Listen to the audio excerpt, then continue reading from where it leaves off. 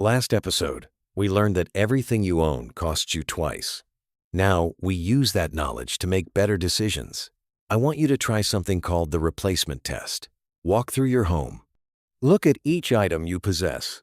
Ask yourself a simple, honest question. If this item disappeared today, would I spend money to replace it?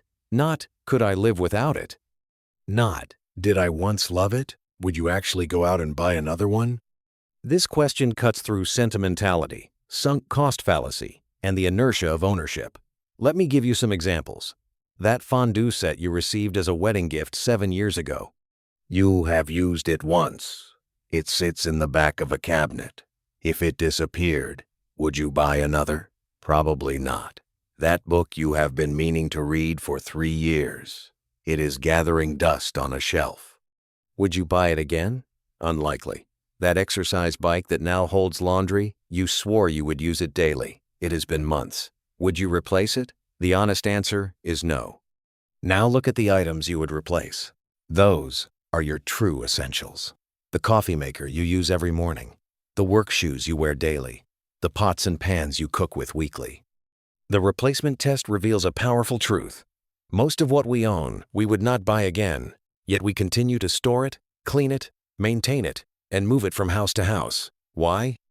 Because we fall for the sunk cost fallacy. We tell ourselves, I already spent money on this, so I cannot get rid of it. But that money is gone.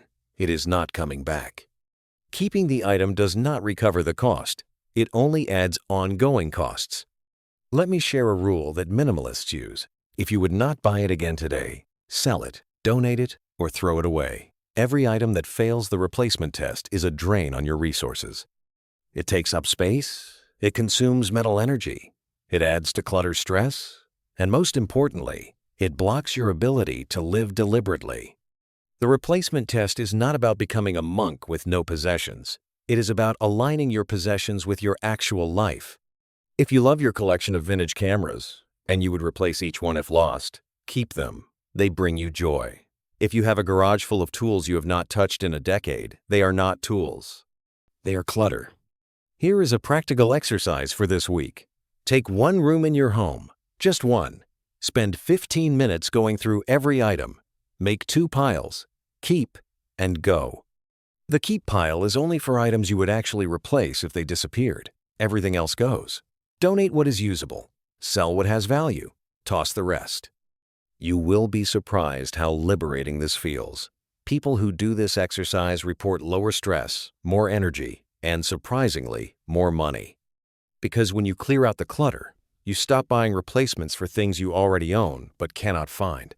You stop paying storage costs for items you never use, and you start seeing what truly matters. Let me give you a real story. A friend of mine did the replacement test in her garage. She found boxes of items she had not opened in 5 years. She sold the tools, donated the clothes, and threw away the broken things. She made $800 from the sales and cleared out half her garage. She said it felt like a weight had been lifted. Her stress dropped, her energy increased, and she stopped buying duplicate items because she could now find what she needed. That is the power of the replacement test. Think about your own home for a moment. Look around. How many items can you see right now that you would not replace if they disappeared? That lamp you never liked. That decorative bowl someone gave you. That gadget you bought on impulse and used twice. The replacement test is not about minimalism for its own sake. It is about honesty. It is about admitting that you have accumulated things that no longer serve you. And once you admit that, you can let them go without guilt. Here is another perspective. Every item that fails the replacement test is not just clutter. It is also a small tax on your time and attention. You have to dust it. You have to move it when you clean. You have to think about it when you organize. You have to work to store it. That is energy you could spend on something else, something that actually matters to you.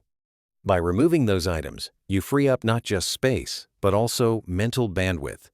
This week, do the replacement test on one area of your home.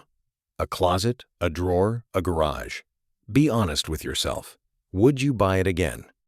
Next episode, we explore why owning less actually creates more financial security, even if your income stays the same. Subscribe so you don't miss it.